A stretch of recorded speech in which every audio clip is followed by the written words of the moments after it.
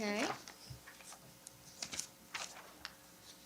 The next item is item D6 regarding the board's upcoming sunset review. The content for this item is in a handout-only form and not in the packet. You should all have the handouts in front of you. I have a few comments on this item, but I will turn it first over to Registrar Folk. Thank you, Chair Love. Just for some background, Sunset Review requires each DCA board and bureau to be reviewed by the legislature. CSLB was last reviewed in 2019. Marla Richardson was the chair at that time. That review went very well. The legislature was very supportive of our consumer protection efforts, and CSLB received a maximum extension of 4 years. That was subsequently extended an additional year because of the COVID pandemic. So where we're at now is we need another extension. If we don't receive an extension, we would become a bureau. So it's very important that we have a report that we can submit to the legislature, and we need to meet their deadline. And that deadline is January 4th of 2024. This is a board report that we're developing. So it's staff providing the background, but we have involvement of board members. We need involvement of board members to make sure that this report is from your voice. This is what you're wanting to submit to the legislature. Now, initially, when we were scheduling this meeting, the plan was to provide a verbal update. I'm going to let others talk about where we're at as far as the questionnaire and the answers that the legislature is looking for from us. We did discover, though, after the advisory committee met on September 5th, that we were farther along than we had thought. And so a couple of staff, they burned the midnight oil, if you will, and they put together this legislative handout. So huge thanks to Fauna Lamar and Mr. Williams in the back, Robin Williams, for putting this together. And I think this packet was actually completed last night. So nice work. I do apologize for you not receiving it early. As you all are aware, the goal here is to make sure that you receive all board meeting material a week before the board meeting. But I just want to emphasize that there are no voting items as it relates to this, the sunset review itself. This is informational only. This is to give you some material that we can use today and also that you can consider for a future meeting. Because our goal is on December the 13th at that board meeting to submit to provide you a final report for your approval. That report will need to be approved on December 13th so that we have 2 to 3 weeks to format it and meet that January 4th deadline. So again, this isn't to vote on, it's just to provide you some information. And again, thank you to those of you that really worked on putting this together and getting it to the point that it is today. So back to you, Chair Love. Okay. Thank you. At the June 2023 meeting, in my capacity as board chair, I appointed Board Secretary Miguel Galarza to join me on a 2-person advisory committee to work with staff on the development of the board's Sunset Review report. Miguel and I met September 5th to discuss prior sunset issues and new issues. In a moment, I will ask Chief of Legislation Fauna Lamar to discuss the prior sunset issues and the Sunset Report questionnaire. After Fauna provides her update, I will request board members and public comment. After the discussion, I will then ask Advisory Committee member Miguel to discuss 5 possible new issues, and then Fauna discuss 3 additional new issues, which the board has previously considered. At this time, Fauna, please provide an update on the prior issues and responses to the Sunset Report template. Thank you, Chair Lev. I believe board members Granzella and De La Torre are the only ones who were board members during the last Sunset Review, so I want to give some quick background before I cover the prior issues. There is a Sunset Review process summary on page 3 of your handout. That's for your information. And then I am going to quickly cover the components of the Sunset Report so you can see what the prior issues that I'll be presenting and the new issues that Board Member Galarza will be presenting. You can see them in context. So leading up to the Sunset Review by the Assembly Committee on Business and Professions and the Senate Committee on Business Professions and Economic Development, collectively known as the Joint Sunset Review Committee, CSLB completes the questionnaire. The Sunset Questionnaire begins on page 5 of the handout. After we submit the complete report, the committees interview the registrar and selected board members, and they then write a background paper, which includes issues to which we need to respond in writing, and the registrar and board members will provide testimony in a public hearing in front of the joint committees. That will likely be in March. The background paper includes specific questions specific to CSLB, and it also includes questions that are asked of all programs going through Sunset this year. So page 6 through 20 of your handout are questions 1 through 67. Those are the template questions that are asked of every program going through Sunset. So every program will need to answer these questions. They cover program operations from administration, licensing, enforcement, testing, and they also include other areas like workforce development, COVID response, and other items. At the bottom of page 20 is our response to our prior issues. The prior issues are the CSLB specific questions, and those are what are asked in the previous Sunset Review's background paper. So the responses to these questions are very important because they're the questions that the legislature wants to hear from us about our program.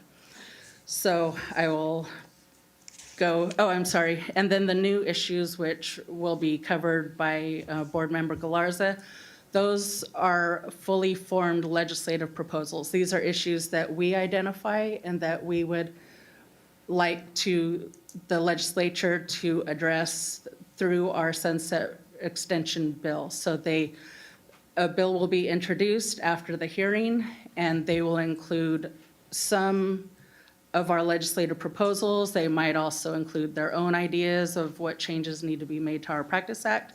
They also might include items that are introduced by the public. So the new issues are what we would like them to address. And then the last section is attachments. Those are things like performance standards, organizational charts, and things like that. So I'll go to the new issues. Sure. When you met with the advisory committee, you were able to go through the prior issues in about 15 minutes. Are you going to do that for us this morning? I'm going to try. Okay. I don't want to interrupt. Yeah, so I'm sorry, I just said new issues. I'm going to cover the prior issues. These are lengthy. It's 46 pages, and they're made up of 5 sections. There's the issue that the legislature, it's the question that they want us to answer. There's a background that gives context of why they're asking that.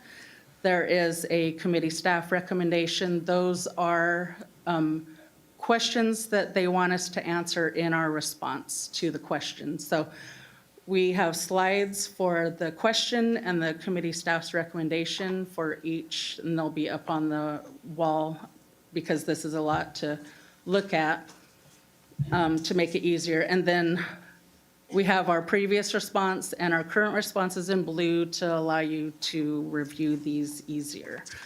So I'm going to summarize each issue quickly. Okay, the first is staffing challenges. They want to know our staffing challenges and how they impact operations. In the background, they discuss staffing issues in the context of concern about licensing workflow and complaint workload and disaster response in the Enforcement Division. The current proposed response is on page 24. We discussed difficulties filling vacancies common to all divisions and provide an update on complaint data and participation in disaster recovery centers. We also discussed the increase in solar complaints, specifically because the increase in those complaints is a large portion of our increase in overall consumer complaints. That data is on page 26. Additionally, there was a sharp increase in hours worked on disaster response. So there's a chart in there on page 26 for that. For the licensing division, we discussed implementation of SB 216. We realized unanticipated and non-absorbable workload resulting from implementing that bill. So that is creating a staffing challenge for us. Unless there's any questions or comments, I'll move to issue 2. Okay, so the second prior issue is around a board quorum, whether we have a difficulty in meeting quorum. Since we have never had to reschedule because we could not make a quorum, this is not an issue for us. This is a straightforward response. Issue 3, the legislature is asking how we are able to implement so many bills that affect us each year with our limited staffing resources. So essentially, we start by discussing the role of each division in implementing legislation, and then they ask about difficulties or anticipated problems. So for that question, we discuss IT. Most bills affect IT, and most don't have a delayed implementation date. This does not allow IT to submit a request for resources for positions or even a contract for temporary help. So they end up absorbing a lot of bills that they shouldn't. And it equates to about $372,000 worth of workload that they absorbed in the past 5 years. And the other issue with implementing legislation I just mentioned is SB 216. The licensing division is concerned that the issues that came up in implementing workers' compensation insurance for the 4 classifications this year, they're concerned that those problems will remain and be on a larger scale because we're implementing for all classifications January 1, 2026. Are there any questions about that one? Okay. Issue 4 is, on page 32. This is a question about our fund condition. During the last sunset review, CSLB's fund condition was close to achieving a structural imbalance, and the Joint Committee wanted to know what CSLB is doing to reverse that. So we discussed that. We talk about the fee study and fee increase. Since then, CSLB implemented a fee increase through legislation. The new fees are commensurate with the work performed to process an application. So we have since increased our reserves, as Stacy reported, and our fund is considered healthy. Issue 5. This begins on page 33. This is about pro rata. So during the last sunset review, it was discovered that DCA exceeded their pro rata, which is, pro rata is where all programs within DCA contribute a percentage of their revenue to pay for DCA's centralized services that they provide to all programs. So they are not supposed to exceed 10%. This is something in our Practice Act. During last sunset review, it was found they exceeded that 1 year, so the legislature asked. And so there is a table with that. There was 1 year where the pro rata payment exceeded, it was 11%, and that was due to a last minute shortfall in revenue based on projections because of COVID. Any questions on the pro rata? Okay, issue 6 is exam pass rates. So pass rates are considered low compared to other DCA programs. So the joint committees wanted to know why we think that is, and They want to know what we're doing to improve the pass rates of our applicants. The proposed response includes several factors that contribute to low pass rates, including applicants who require a translator. The quality of their exam is as good as their translator, so that makes it difficult for them. So to address this issue, we have the testing unit. Carol has, her unit has translated the top 10 exams for which a translator is requested into Spanish, and they've been launching those on a flow basis since August 1st. So you'll see in the response that there's a highlight where I want to add more information closer to the submission deadline so we can see if we've noticed any positive results from that. We also translate test preparation materials for all exams into Spanish. And we noticed another primary factor in the low pass rates is that those who do not pass usually fail multiple times. So this artificially lowers our pass rate. And only 56% of our exam fails are first-time test takers. 44% have taken the test multiple times, some as high as 8. So for those folks, we're revising our study guides each year. We also use test questions that do not count towards the overall grade, but they're pre-test test questions to make sure that the question is relevant, that the test taker understands it, and that it's appropriate to ask for the trade so that new questions don't contribute to an exceedingly high fail rate.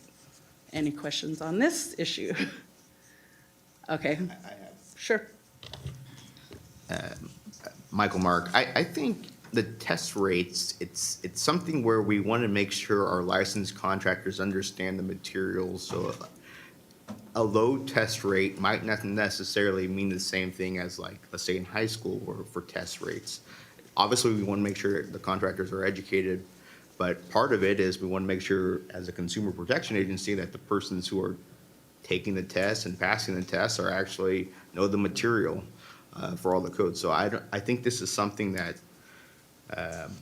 if it's an issue from Senate and Assembly where they're looking to make sure that how are we going to increase the test rates and the passage rates? Why are they so low? It's just part of the industry, in my opinion. So the issues I discuss are the outliers, the segments where we see exceedingly high, higher than the average fail rate. So this is why we're trying to address those, in case there's any inequities that we can fix. So I can add a statement to make that clear. Yes, and I think just if it's just a kind of a generalized question during the review process, it's just kind of make sure we hit on making sure that we want to make sure the tests we're not trying to lower the standard of the tests Right. to make sure, we're just making sure that the tests are for that particular classification as high as possible because it's for consumer protection. All right. Thank you. Okay. Issue 7, licensing and certifications. This begins on page 37. The joint committees are asking how we determine when certifications and classifications should be updated. So we discuss that we conduct occupational analyses every 5 to 7 years. We also give other examples of when we realize that there may be a need for a change. So we give meeting consumer needs and the B2 license type as an example of that. Another factor is technological advancements, and we discuss BESS as an example of that, and evolution of industry. So there we talk about hazardous substance removal certification, where we see the need for more debris removal, especially in disaster areas. You'll see a highlighted section or paragraph there. We plan to hold a stakeholder meeting, so I will update that response after that meeting. Any questions? Issue 8, enforcement priorities. This one is straightforward. The joint committees asked how we prioritize our enforcement cases. The board approved a revised prioritization criteria in May 2019. Sorry, this begins on page 40. We include that revised criteria and discuss the rationale for why why the board chose the criteria that it did. Any questions on that one? Okay. Issue 9, beginning on page 45, this is regarding disaster response. The joint committees want to know how we work with other agencies and redirect staff to participate in disaster response to prevent fraud. The proposed response discusses the revised disaster response plan, which was revised between enforcement and the Public Affairs Office to place a greater emphasis on enforcement's involvement. We also discussed working with Cal OES and FEMA, and through our working with them, we received a $1.3 million reimbursement for our participation in those disaster recovery centers. So that was thanks to work by our budget manager, Stacy Paul. And we also discussed outreach, updated outreach materials, how the B2 license can provide an additional license base for work in disaster areas, and board partnered legislation with Senator McGuire. This bill is going to be decided today by the Senate. So that is also highlighted because we don't know the final disposition of that bill. Any questions on disaster response? Okay, issue 10, workers' comp. On page 49, they're asking, should everybody have workers' comp? We respond, yes, and we made that happen by SB 216. So that is a straightforward response, although lengthy. It just discusses 216 and how that's going to be implemented. Issue 11, tree worker safety. This begins on page 53. The joint committees asked whether CSLB should be authorized to take disciplinary action against a tree service contractor for safety violations when a death or injury are not involved. After the sunset review, the board sponsored legislation, AB 2210 by Aguiar Curry, to make that a reality. So we currently have that, and we are no longer asking for language. Issue 12, this is Breeze. Board member Granzella discussed this issue in her update. The committee and Jason Perez, our IT chief, are currently in search of a licensing and enforcement platform. We hope to have an update by published date of or by approval date of the board meeting or of the sunset report, so we can insert that then. Issue 17. This is on page 57. The joint committees ask if we want technical changes. This would be technical, clarifying, non-substantive, non-fiscal, non-controversial changes that would usually be in an omnibus bill. Of course, we're going to have those. We always find things that could be clarified. One of those is something that the board already approved, which was removing the requirement for qualifiers to submit a duty statement. That was amended into Business and Professions Code 7061, and the board approved that at the June board meeting. Any questions on that one? Okay, issue 14. This is regarding LLC application processing times, and it begins on page 58. In the last sunset report, CSLB requested a change to the contractor state license law to allow insurance providers 45 days to submit liability insurance, which is required for an LLC to obtain a license. The joint committees wondered what CSLB has done to encourage applicants to meet the existing application requirements in a timely manner. This is no longer an issue because our amazing licensing division has made this no longer a problem through cross-training and working with the Secretary of State's office and working with insurance providers. LLC application processing times are the same as any other application. Any questions? Okay, issue 15, we're almost done. Unsatisfied judgments, begins on page 60. The issue here is regarding unsatisfied judgments, and CSLB had at the time during last sunset review, had authority to suspend a license when a contractor has an unsatisfied judgment against them. When that happens, the qualifier or personnel of record are prohibited from serving in those roles on another license. However, when a judgment is entered against the qualifier and the contractor is not named in that judgment, the contractor's license stays intact. So they did not address this with the sunset bill, but Mike, previous ledge chief, was able to get this into SB 610 by Senator Glazer in 2019, which in that bill closed that gap in our authority to suspend a license when they're party to a unsatisfied judgment. So that's the response to this one. Issue 16, at the time of this last sunset review, CSLB was requesting that a permissive fee in the contractor state license law, at the time it said CSLB may charge a fee up to $20 to enforce Labor Code Section 108, which requires electricians to be certified. During the last sunset review, CSLB requested that the CSLB may charge be turned into shall. So that was eventually done also by SB 610 by Senator Glazer, so we now charge that fee.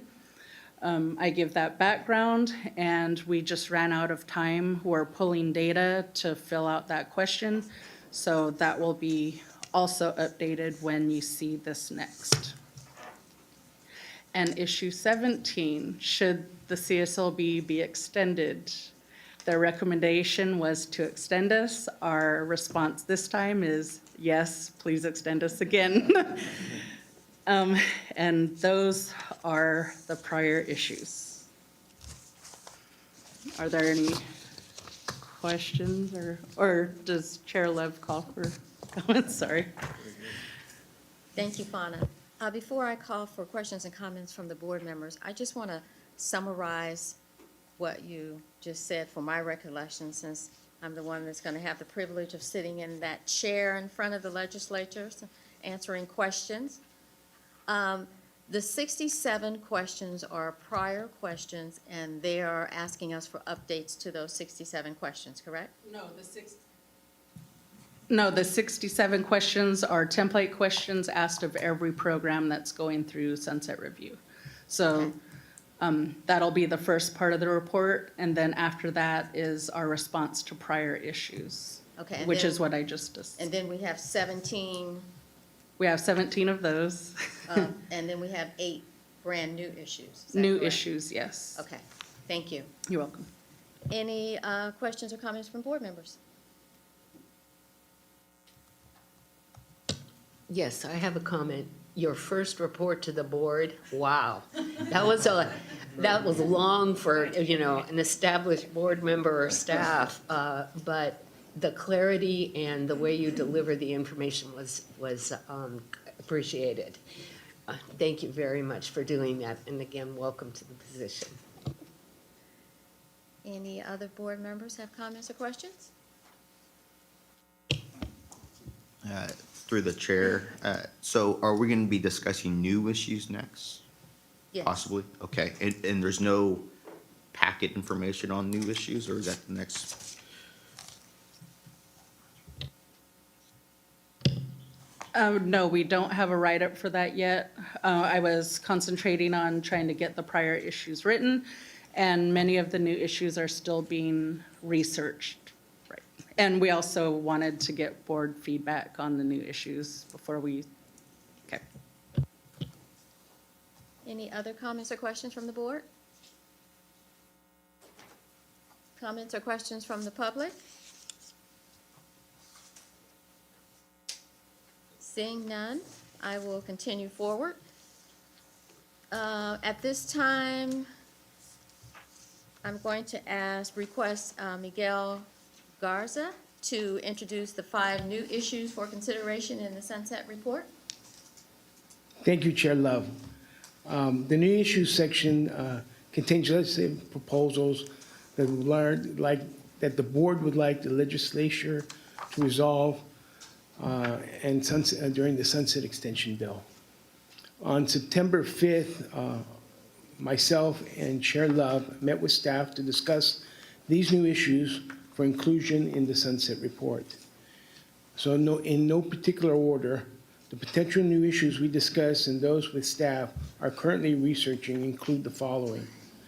First one is to allow applicants and licensees to submit workman's comp insurance policies directly to CSLB. Currently, the Business and Professional Code Section 7125 requires that insurance providers submit workman's comp, certificates of workman's comp insurance directly to CSLB. Licensees would benefit by being able to submit proof of workman's comp directly to CSLB. This restriction became a problem when SB 216 by Senator Dodd, which required all C8 concrete, C20 HVAC, and C22 asbestos abatement, and D49 tree service contractors to have certificates of insurance on file was enacted. During this implementation, duplicate and incomplete and late submissions created problems despite of our outstanding staff, created problems for licensees, including license suspensions and substantial workload to resolve. That is the first item. The second item is the expansion of the HAZ, which is known as the Hazardous Waste Removal Certification, to include debris removal and excavation in disaster areas. Cleanup is one of the most urgent needs for a consumer during the rebuilding after a disaster. Debris removal in a declared disaster area can impose significant health risks and safety concerns. CSLB's current hazardous certificate only applies to removal of underground tanks and hazardous sites that are noted on specific government websites, but does not include residential wildfires or flood disaster sites. Expanding the scope to include hazardous material certification for debris removal in declared disaster areas would be of great benefit to the public health and safety. The next item is setting the floor for administrative fines. The Office of the Attorney General has reported that an appeal citation hearing at administrative hearing cost to CSLB is approximately $9,000, far greater than the potential $100 penalty. However, the CSLB law does not prescribe a minimum statutory fee. The minimum fee is set in the regulation for most violations at $100 and has not been raised since 2007 to keep pace with inflation. These factors lead to considerable reduction in administrative fines on appeal, even when the citation is affirmed. The next item is requiring the applicants to pay PSI directly when multiple examinations are required due to failures. Currently, the fee study establishes that CSLB application fee does not include the cost of PSI to administer the exam. In fiscal year 2022-2023, 41,487 exams were administered. There is no limit as to how many times an examination can be taken, and staff are not proposed to do that. CSLB has been paying approximately $50 per exam. CSLB is proposing that the licensed applicants pay PSI directly. And the last item is authorizing CSLB to require a licensee to reimburse CSLB for the cost of sending out an industry expert to educate the licensee on the work and the need of correction or completion. And this has become an issue when contractors receive multiple complaints about workmanship and are cooperative, but there are no questions about how to bring the work up to industry standards. In resolving these cases, CSLB incurs the cost to secure an industrial expert inspection. Currently, CSLB and only recover investigative costs by filing a formal disciplinary action known as an accusation or suspension, or revoke the license. CSLB should be able to recover these costs directly from non-compliant contractor without the requirement to file a formal accusation. Those are the 5 new items that we have that we're going to request in the sunset bill. Are there any comments from our board members or questions on any of those specific items? Yes, Steve. I was going to ask that we go through each item one at a time and see if the board or the public has any comments or discussion. Item number 1. Which is? Item number 1, which is allowing the applicant to submit workers' comp insurance directly to CSLB. Any board comments? Will the insurance company still submit as well? Is that just to expedite it? So it's 2 copies of the insurance policy goes into the board then? Yeah, we have mics on, but a lot of the workers' comp carriers do file directly electronically, so that still would work very well. As for those that may use a broker that doesn't file timely, that we would allow the licensee to file directly. So it's just all about keeping the license current, trying to give better service to the industry. But we would still encourage the insurance companies to file their workers' comp policy electronically. Any other board member have a comment on item 1? Does the public have any comments? Okay, go ahead. Back to Board Member Guy's question, would this unfortunately might put the onus on the contractor if there isn't still that requirement or insurance companies submitting on behalf of the contractor? Yeah, again, for most contractors, they're going to want it to be filed electronically, so it's done real time. The problem, though, is if you don't have a workers' compensation insurance policy or an exemption on file, your license will be suspended. And so we have situations where licensed contractors cannot get their policy filed electronically or otherwise by their insurance carrier.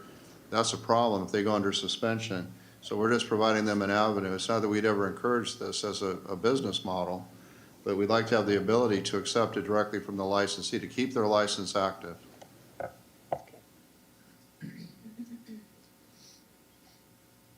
Any other board comments?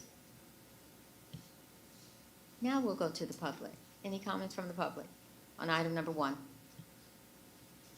Okay, we'll go to item number 2. And item number 2 is the expansion of the hazardous waste certificate to include debris removal and excavation in disaster areas. Comments from the board?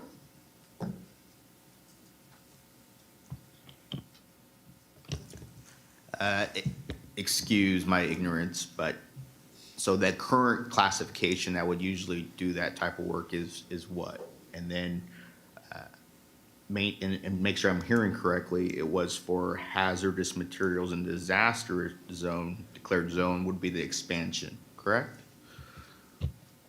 Yes, it's actually a certification, so I'm going to give you an example. When the Paradise wildfires occurred, contractors came in to do excavation. They had to remove contaminated soil.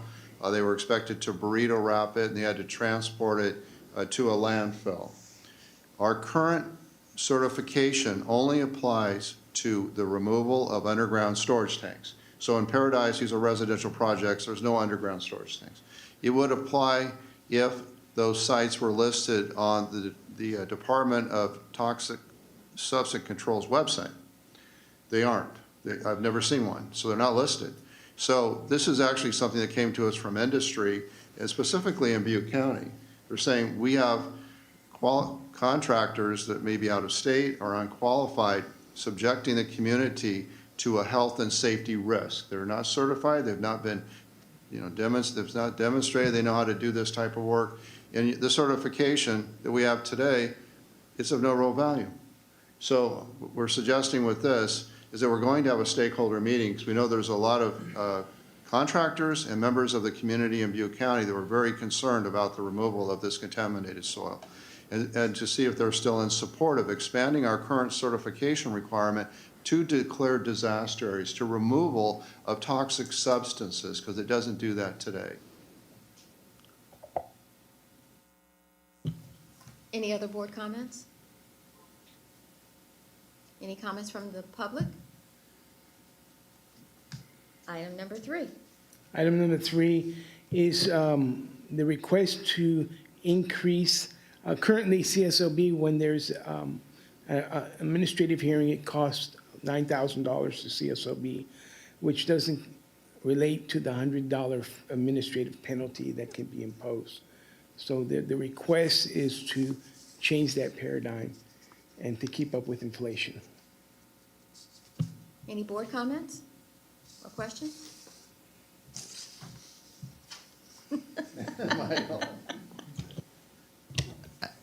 What would be the recommended fee be raised to?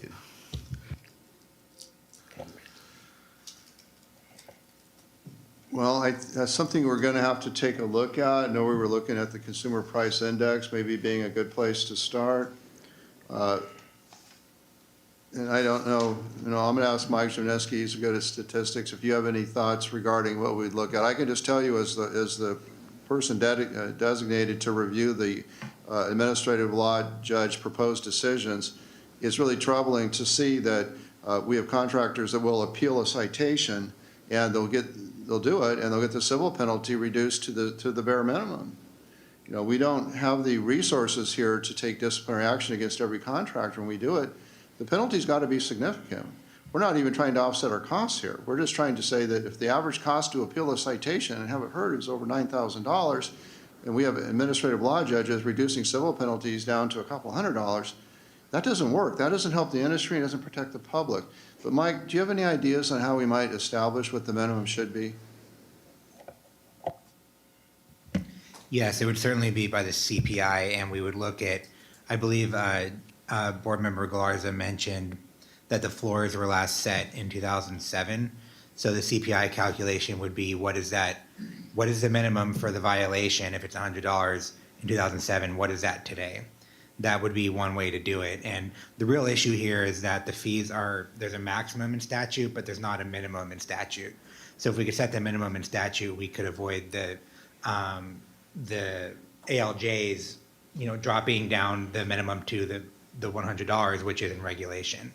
The alternative is we do all the minimums in regulation, which is a huge lift. We have to justify each one, and it's just a lot of work. It would be easier to do it in statute. We have a floor and we have a max. Our max is no problem. It's the floor that is hitting us. So we would look at the last time they were raised, do the calculation, what is that value today, and justify it that way. Fauna, did I miss anything? No, you covered it. Thanks.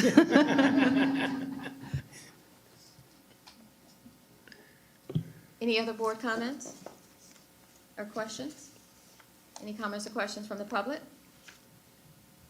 Then we'll go to item number 4.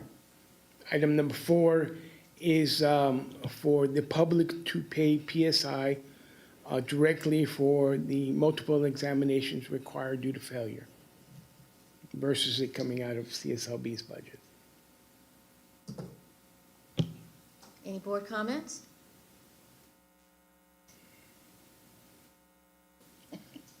Any public comments?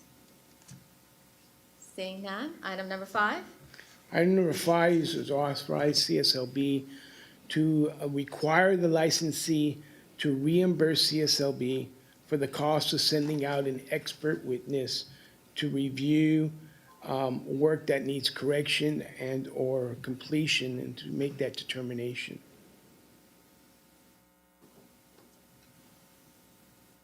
Board comments? To me, it sounds like you're looking for a survey fee. Would that be more of the gist of what you're trying to get a hold of there? Because the corrections have already been given to them, and now you're going out there and actually doing it as a survey and walking through that particular area? I could comment on that. What we're experiencing today is a dramatic increase in consumer filed complaints and pending complaints. And so we've taken a hard look at why is this happening? And in many cases, it's happening because we have large contractors that are routinely receiving complaints. And when a complaint is received, we send out a letter to them telling them, you have 7 days to resolve this. You need to take care of your complaint.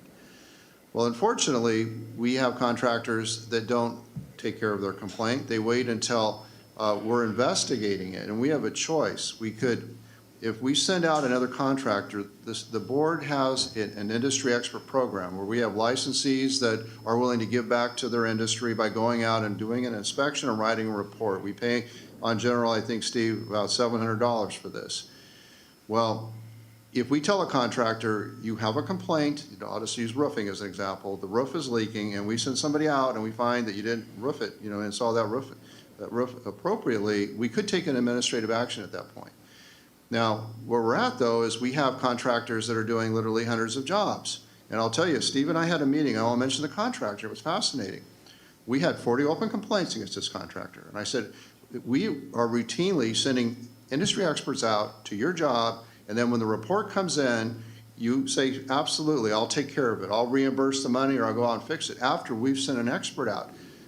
What I told him is, you pay approximately $350 a year for your renewal fee. We're getting $3 to investigate these complaints. This is not working, okay? So what Steve has been doing is developing like memorandum of understanding with some of these contractors that if we have to send somebody out, you're going to reimburse us $1,000, I think it is, for our costs to send somebody out to tell you how to do your job. As an alternative, we could file an accusation. We could file an accusation to suspend or revoke the license, and we could settle that with a disciplinary order, and we can obtain our investigative costs. But right now, we looked at other DCA boards and bureaus and saw, well, they could charge for the industry expert inspection. We would like to have the authority to do that. We're trying to look for different strategies to reduce these complaints and hold these contractors accountable. There are some multi-state contractors that are receiving a lot of complaints, and we might have a difficult time revoking them when they're willing to take care of it, but they should be reimbursing us for our costs to send somebody out to tell them how to do their job. Steve, do you want to add anything to that? Well, yeah, just unfortunately, we're being overwhelmed with complaints right now. And so we just need to look at ways to get these contractors to stop using us as their quality control, basically is what happens. So. Any other board comments? Any comments from the public? Okay, and item number 5. I thought we did item 5. Oh, was that? That ends my report, Chair Love. Okay, thank you. And just a comment, there are 3 more items that Fauna will be discussing. All of the items are for discussion only purposes. No vote will be taken. And before I turn it over to Fauna, I am going to give us a 5-minute break. See you back at 11:01. Very good, very good.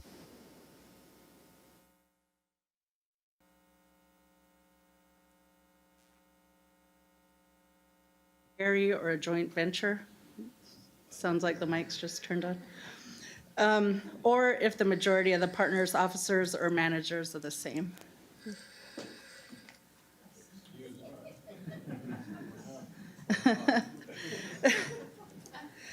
So CSLB doesn't have a way to tell whether or not ownership claims on percentages is accurate, so we are looking into revising that section to make it more clear to us, to qualifiers, and to our licensees. Is there anything you wanted to add?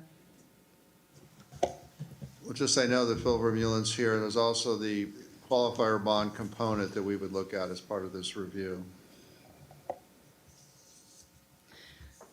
Okay, the second one is the cash in lieu of bond issue. This was also presented at the June board meeting, and the board approved it as a legislative proposal. This would clarify that CSLB is not responsible for attorney fees in civil cases where the licensee submitted a cash in lieu of bond to the board. CSLB is prohibited from paying the cash in lieu of bond until ordered by the court. And in the Carton case, which we discussed at the June meeting, the court treated CSLB as a surety and decided that CSLB was responsible for attorney fees in that case. This proposal would just clarify the legislature's intent that CSLB is not meant to be responsible for attorney fees in these cases. Is there? I think you misstated. You said CSLB was held responsible, but it was the surety in the Carton case Oh, that was held responsible. CSLB is looking for a change in the statute to prevent that from happening to CSLB. Yeah, if I could just comment on that. The CSLB is a regulatory board. We're not a surety. We don't sell bonds. We have no authority to make a good faith payment on a bond.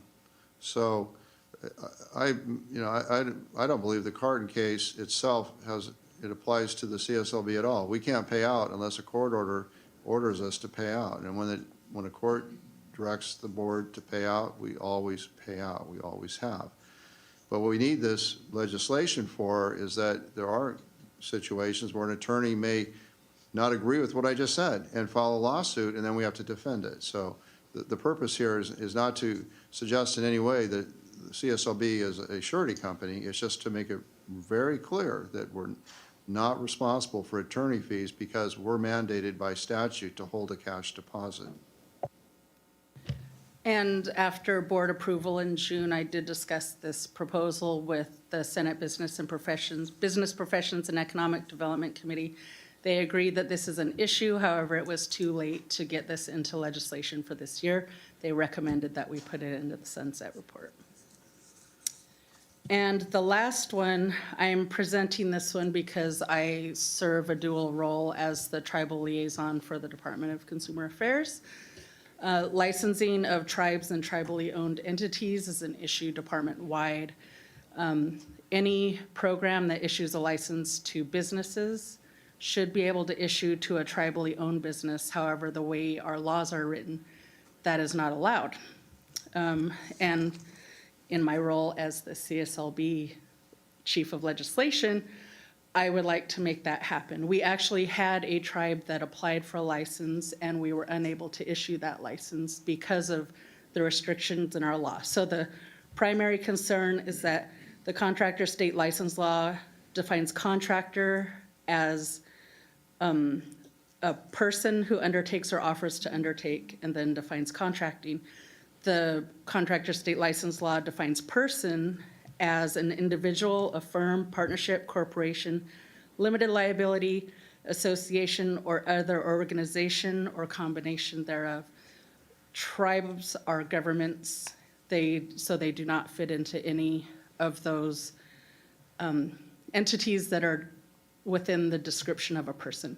In addition, our Practice Act requires all applicants to be in good standing with the Secretary of State. As governments, tribes are not required to register their businesses with the Secretary of State. They register their businesses with the federal government.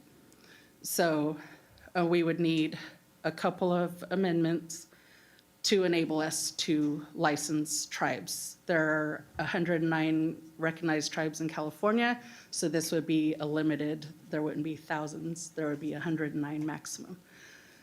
And that's the last new issue we have.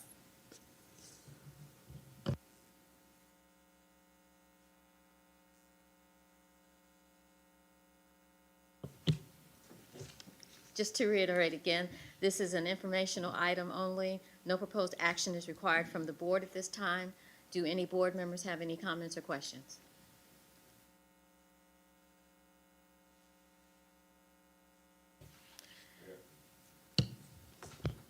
To work on tribal land, do you have to have a California contractor's license? No. Thank you.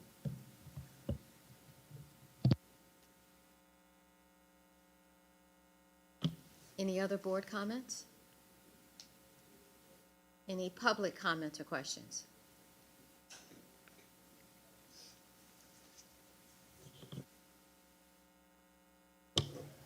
Good morning again. I'm Phil Vermeulen. Let's see. First, 7068.1 that Fauna spoke about, with the possibility of currently now, as Fauna had mentioned, a maximum of 3 licenses that a qualifier can have unless they have a sole proprietorship. But that's another matter. I'm not going to go down that hole.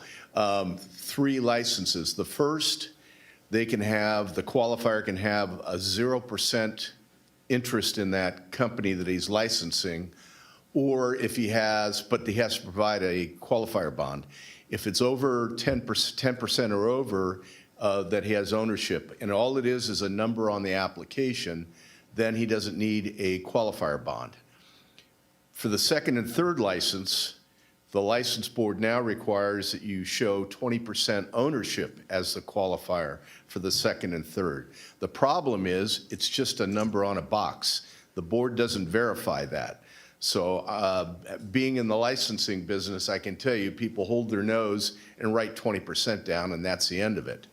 Our proposal has been, and my client, American Contractor Indemnity / HCC, is in support of this, that in lieu of writing down that 20%, they can have a qualifier bond. And we've got to work out all the logistics, and we'll work on that during the interim. But if you would provide a $25,000 qualifier bond, then you could do that in lieu of it. We have, in our licensing business, many starting up companies, small contractors, that don't have the experience necessary to become a licensee. So they'd like to have a qualifier, but because of that 20% requirement, they're getting an SBA loan. The SBA requires that you have 100% ownership of your company. So they are prevented from being able to become a business because of this requirement.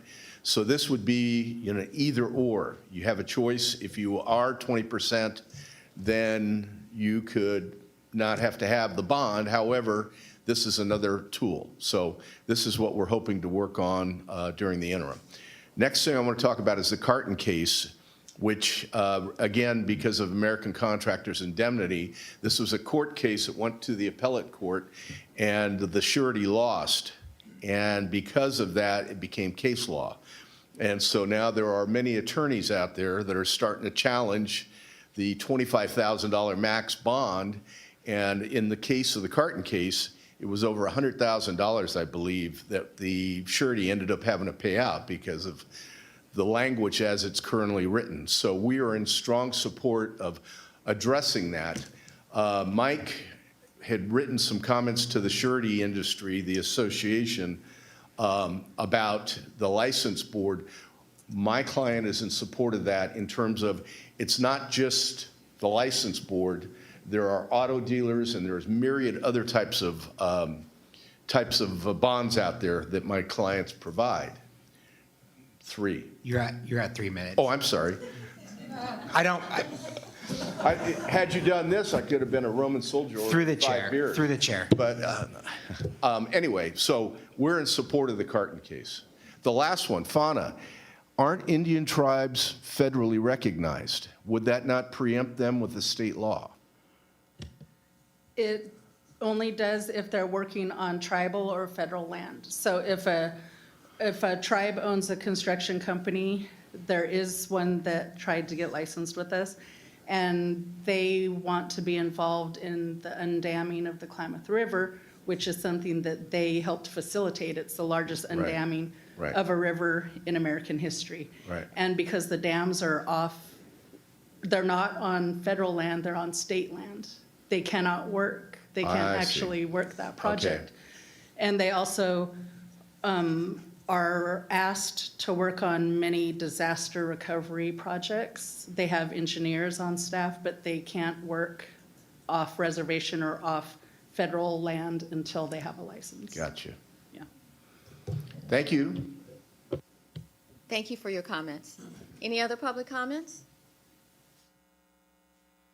Okay, thank you. Before we go on to item G, the registrar has some comments.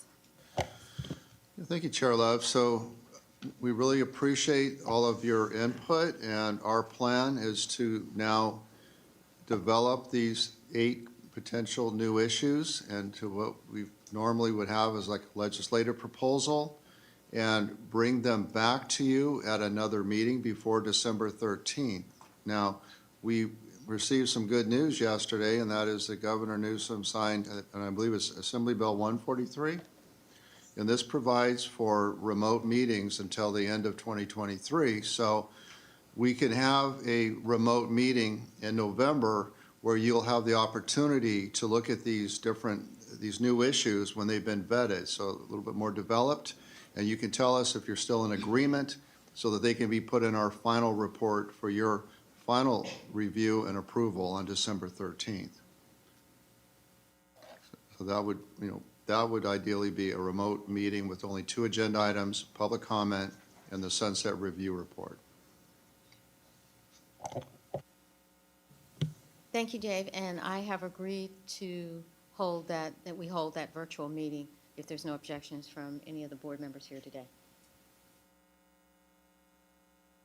Seeing none, we'll make that happen. Thank you. And thank you, Fauna, for your report as well.